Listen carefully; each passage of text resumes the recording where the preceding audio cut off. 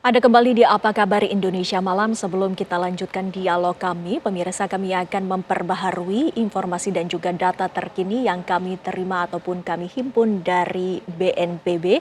Ini dia merupakan data terbaru yang akan kami sampaikan sampai dengan saat ini per tanggal 9 Desember 2025.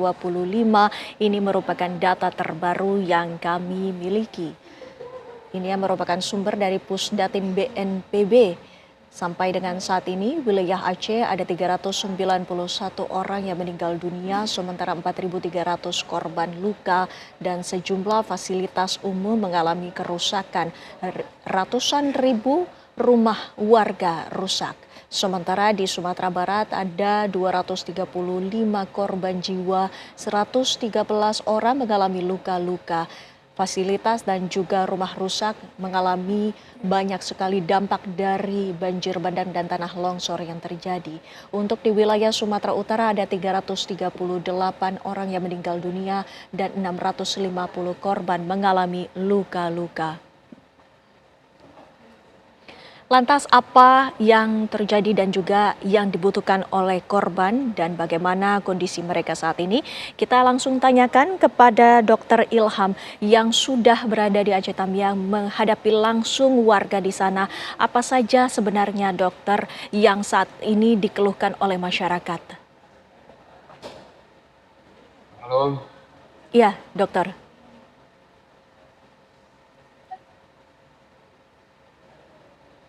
Dokter Ilham? Dokter? Sinyalnya keputus. Baik, nanti kami akan memperbaharui kembali bersama Dokter Hilma. Kami akan perbaiki dulu komunikasi kami. Dan Prof. Fatman, tadi kita sudah sama-sama melihat dan juga membaca data terbaru dari korban yang terjadi yang mengalami banjir bandang dan juga tanah longsor di Sumatera. Ini rupanya masih ada banyak yang dalam pencarian. Apa saja yang berdasarkan pantauan dari tim Anda di lapangan yang menjadi kendala? Salah satunya tadi akses, kemudian faktor cuaca juga yang saat ini juga masih ada banjir lanjutan ya, Banjir karena masih ada lanjutan. hujan turun dan juga banjir lanjutan dan situasi yang menurut saya kondisi mental juga ya, kondisi mental baik untuk responder darurat maupun masyarakat.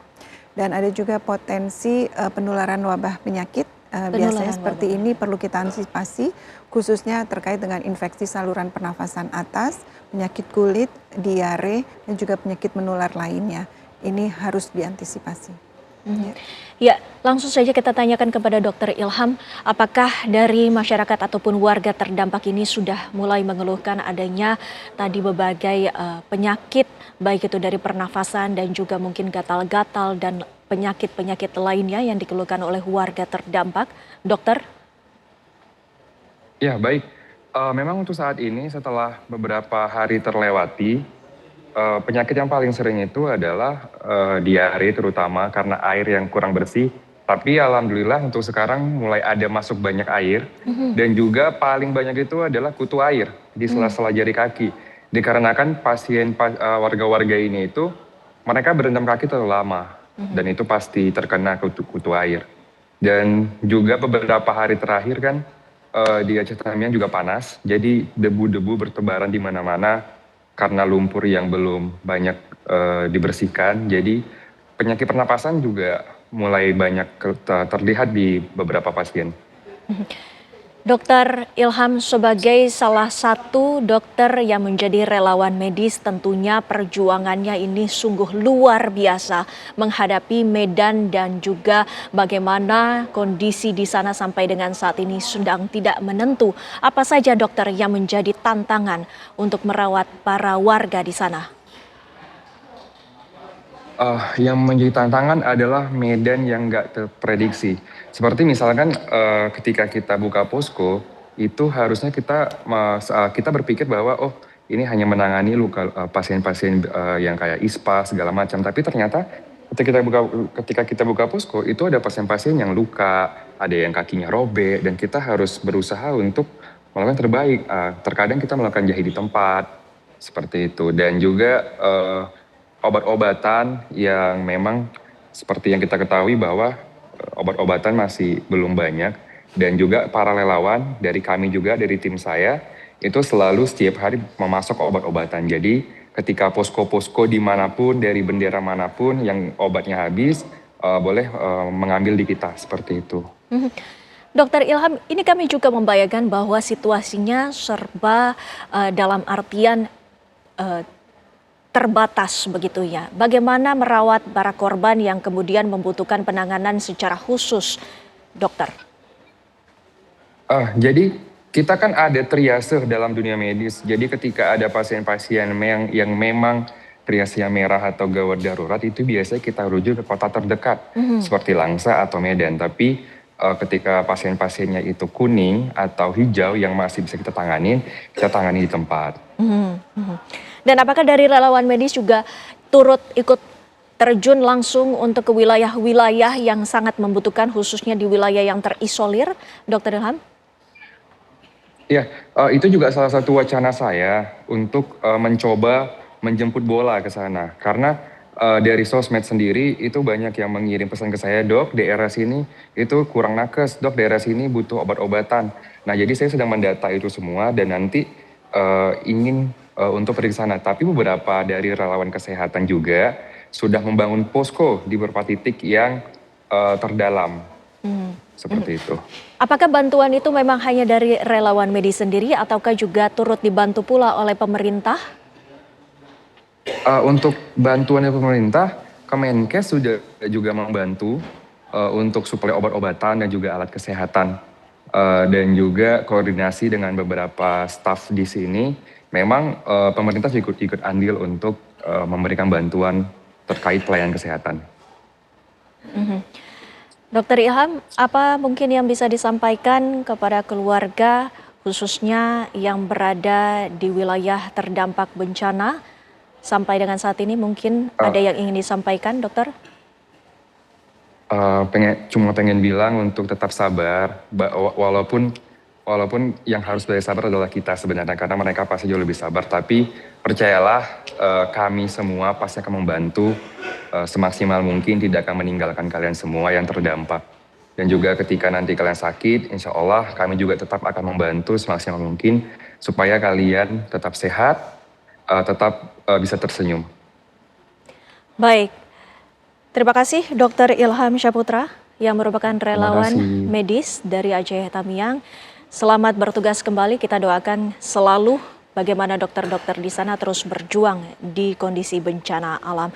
Kami akan mengkonfirmasi pula kepada Pak Abdul, apakah dari data BNPB ini juga menunjukkan bahwa sudah ada warga-warga yang mengeluhkan sakit, tidak hanya kekurangan pasokan makanan. Pak Abdul. Ya, kita di posko provinsi yang kita dampingi, kita selalu berkoordinasi dengan Dinas Kesehatan. Data kami per kemarin itu Mbak Windy untuk RSUD di 18 kabupaten kota yang terdampak, itu yang belum beroperasi ada 2 RSUD dan 3 rumah sakit swasta. Itu yang belum beroperasi hingga saat ini. Sedangkan di 16 kabupaten kota lainnya itu RSUD-nya sudah beroperasi meskipun masih terbatas pada layanan-layanan dasar. Tapi ini sudah sangat membantu dan kita terus memperkuat dukungan dukungan alat perangkat untuk rumah sakit ini bisa berfungsi normal. Hal-hal kecil yang tapi sangat krusial, misalkan yang kita coba dorong ke beberapa kabupaten kota yang sangat penting untuk dibuka layanan kesehatannya, misalkan alat medis habis pakai. Nah, hal seperti ini tentu saja sangat penting karena tanpa ada dukungan logistik seperti ini, logistik alat-alat kesehatan dan medis ini, tentu saja para nakes itu akan kesulitan untuk bisa memberikan layanan yang optimal kepada masyarakat. Ini terus kita dorong selain dari layanan-layanan vital. Maksudnya begini, kemarin minggu lalu itu RSUD Aceh Tamiang itu belum bisa beroperasi karena masih tertutup lumpur dan elektrisitinya, listriknya belum menyala. Kemudian kita dorong melalui Satuan Unit Udara Polri waktu itu untuk mendorong genset 100 kWh khusus untuk Rumah Sakit Umum Daerah Tamiang, dan kemudian begitu listrik bisa menyala, kita tambah personil TNI untuk bisa membersihkan kawasan rumah sakit, dan itu sudah bersih dan mulai beroperasi dari kemarin. Nah, hal yang sama untuk RSUD Takengon, misalkan di Aceh Tengah yang saat ini akses daratnya masih terbatas. 2 hari yang lalu kami menerbangkan satu genset 250 kWh, itu berat gensetnya aja 2,8 ton, kita terbangkan dengan heli. Dan alhamdulillah itu bisa mendarat selamat di Takengon, dan saat ini sudah mulai disetting oleh PLN agar genset ini bisa memfasilitasi kebutuhan listrik untuk RSUD Takengon.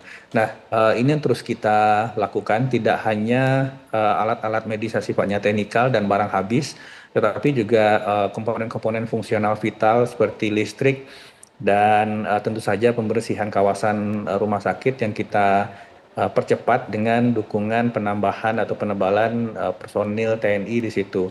Kita harapkan memang untuk sisa 2 RSUD yang saat ini masih belum beroperasi itu bisa beroperasi di minggu ini, supaya di 18 kabupaten kota terdampak ini layanan dasar kesehatan itu sudah bisa dinikmati oleh masyarakat di RSUD masing-masing, Mbak Winnie. Baik, Pak Abdul Mahari selaku Kepala Pusat Data Informasi Komunikasi BNPB, itu pula yang menjadi harapan kita semua dan juga doa kita semua agar percepatan pemulihan ini dapat segera dituntaskan. Terima kasih Pak Abdul waktunya bersama kami, dan pemirsa kami masih akan berbincang-bincang dengan narasumber kami, Prof. Marzuki. Yang kami ingin tanyakan, apakah alih fungsi lahan ini juga merupakan salah satu penyebab skala kerusakan ini menjadi lebih besar? Prof. Marzuki, kami nanti akan tanyakan usai jeda pariwara berikut ini. Tetaplah bersama kami pemirsa di Apa Kabar Indonesia Malam.